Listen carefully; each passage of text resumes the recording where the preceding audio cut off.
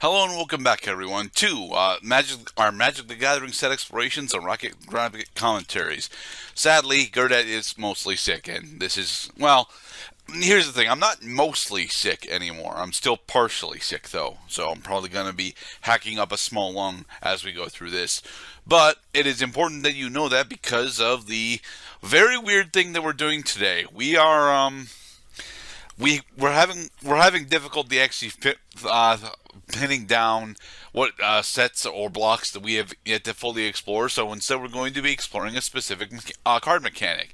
It was my turn to pick out, so I decided that we were going to pick out the mana dump card mechanic, wherein permanents in Magic the Gathering have a tendency to have either tap abilities, mana abilities, or other stated abilities that you can either spend resources or mana or usually those two. Sometimes it's yeah, usually those two in order to gain additional effects.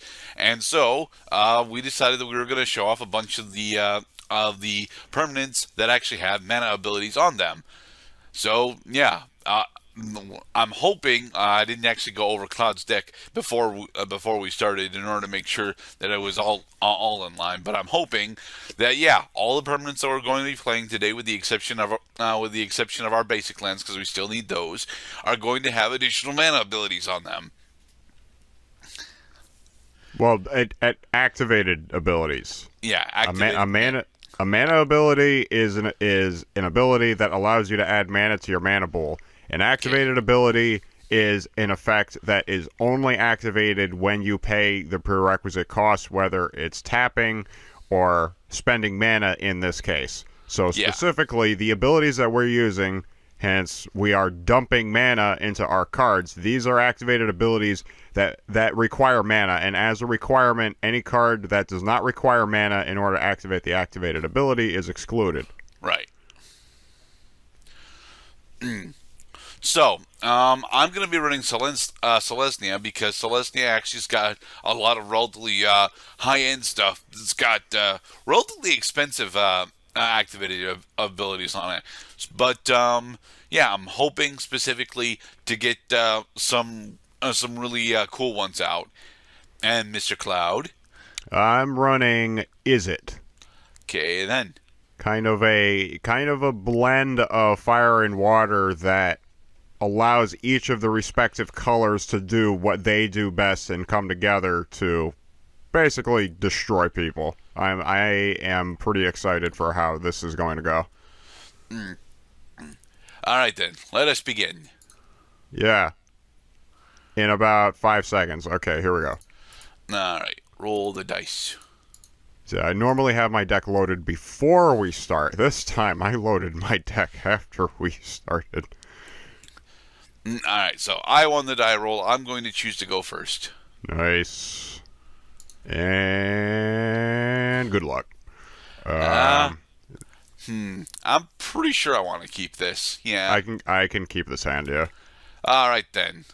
We have Oh, much to share with each other.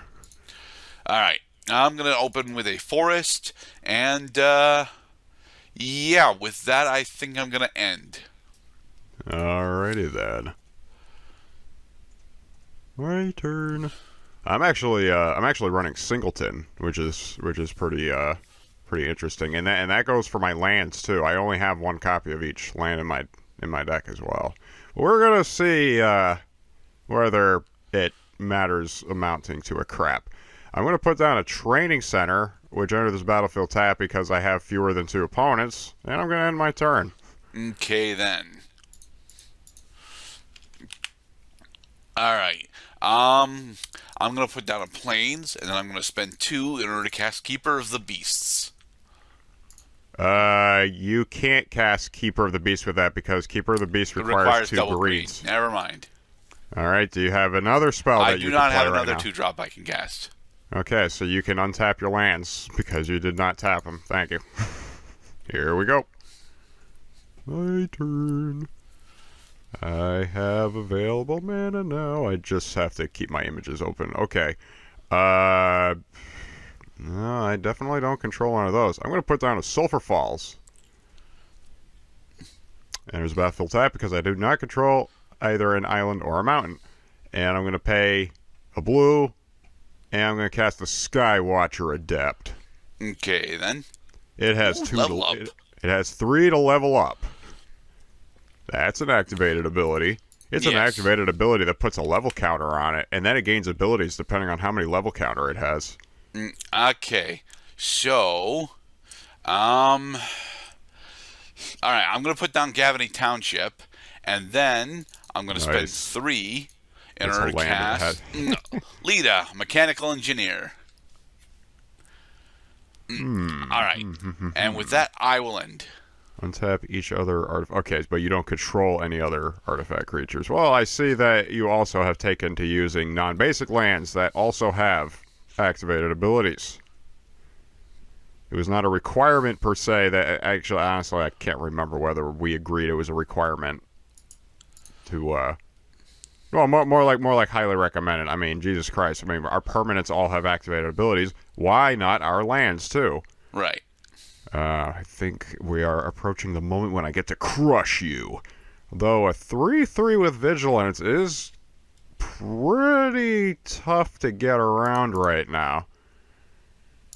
I'm wondering which would actually be the best card to put down at this moment. Yeah, that would be it. Pay 2 to cast the Departed Deckhand. Okay, then.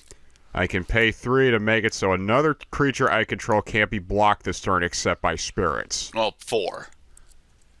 4, yes. 3 colorless and a blue. And I'm going to end my turn because I cannot get through your 3/3 with Vigilance right now. But my deckhand will be able to.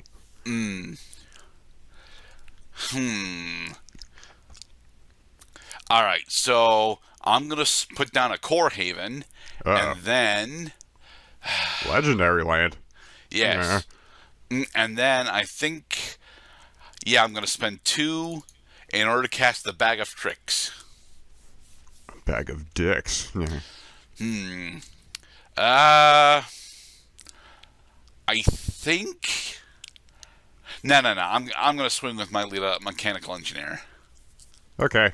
And it has Vigilance, so it does not untap. And I mean, I guess I could. That's a pretty costly chump, though. The thing is, though, is that this is a pretty powerful creature I'm looking at right now. Now, what does this Bag of Tricks shit do while I consider my actions during the blocking step? I can spend 5 in order to roll a d8. Put that card onto the battlefield, and you're showing a creature that has untap each other artifact creature you control during your end step. Yeah, about that. I'm gonna chump. All right. It could be a serious mistake that I'm gonna regret later, but I'm gonna chump. So I'm gonna send both of my creatures at it. So we're gonna see a lot of destruction right now. All right, everybody's dead. All right, and I will end. This also considering that I have a bit of a mana problem right now. Okay. Oh, nice.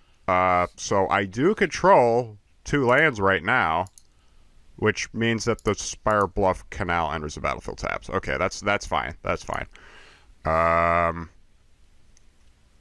Let's pay 2 mana to cast the Kargan Dragon Lord. Ooh, another level up. That also has level up, yes. Okay, Alright, so I think... Yeah, I'm gonna put down Argoth Sanctuary of Nature. Sorry, Sanctum of Nature. Nice. And then... Yeah, and then I'm gonna end. Alright. You're gonna end your turn, because you don't have the 5th mana you need to play the Bag of Tricks. And looks like we are about to see first blood in this game. I'm going to put down the Highland Lake. And, Yeah, I am gonna spend 3 reds, and I'm gonna level up my Kargan Dragon Lord a total of 3 times. All right. So now it has 3 level up counters on it. As of the 4th level up counter, it It'll will become gain a 4/4. abilities. It becomes a 4/4 with flying. And I'm gonna swing into you for 2. All right. I'm going to spend 2 mana and tap my Core Haven in order to make it so that he does not deal damage this turn. Damn, I have been blocked. I'm gonna end my turn now. Because I happen to know that green and white is not very good at putting out creatures with haste. This is true.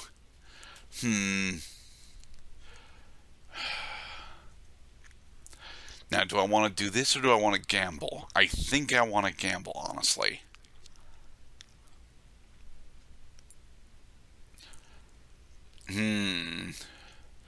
Yeah, I think I'm going to gamble. All right. I'm going to spend 5, 2, 3, 4, 5, and tap my bag of tricks in order to roll a d8. Reveal cards from the top of your library until you reveal a creature card with mana value equal to the result. Okay. So this can keep going until you actually get it. But what did you roll? I rolled a 4. You rolled a 4. Okay, that's... Oh, boy. Oh, my goodness. That's a lot of cards you got there. Keep going. That's only a 3. Keep going. There we you got it. All right, cool. You got another legendary creature. Damn it. I'm trying to read. Having problems reading. Ag. This will give me a second to read what the hell is going on here. And the rest of the cards on the bottom. Okay. Okay. So, whenever another creature enters the battlefield under my control, I gain life equal to that target creature's toughness. And I can spend 3 mana in order to populate, which allows me to create a token that's a copy of a creature token I control. Nice. All right. And then with that, I will end. He had a trick, and he pulled it out of a bag. Yep. Oh, nice. Okay, now I've finally been getting mana on time. It's the Desolate Lighthouse. Okay. I'm all set with drawing cards right now, because I have lots of cards in my hand, hence I've been mana fucked for a couple turns this game.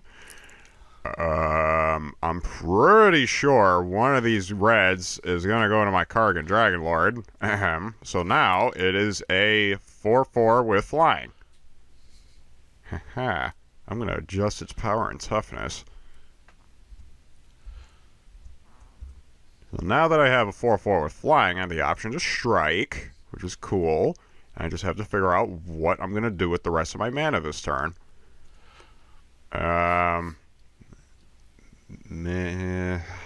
Okay, thinking.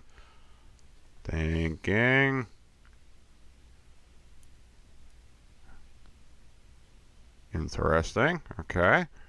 I'm gonna put down, for 2 blues, the Coral Helm Commander. Lots of level up. You have lots of legendary, so there. And I'm going to pay another 2 to play the Coral Helm Guide. Alright. Alright. So now I got this going on for me. So I could actually strike some synergy.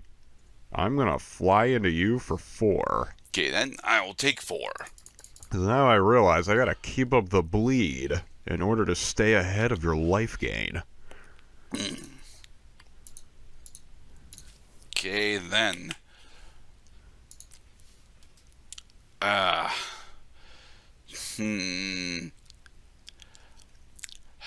think I'm gonna need to do that, aren't I?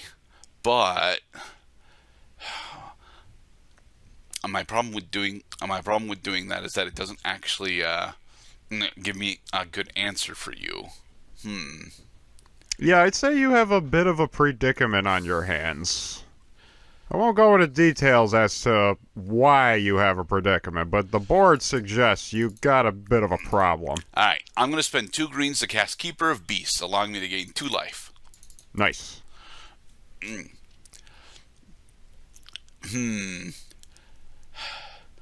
And then, I think I want to do that, actually. But, can I actually? No, I don't have a green source at the moment. Okay. Do I? You know what? Yeah, I'm gonna swing with my Trostani Silencia's voice. Okay, you're swinging for 2. I'm going to take 2 damage by not blocking it. Okay, then. Gerdat has tied the game. Okay, my turn. Yank.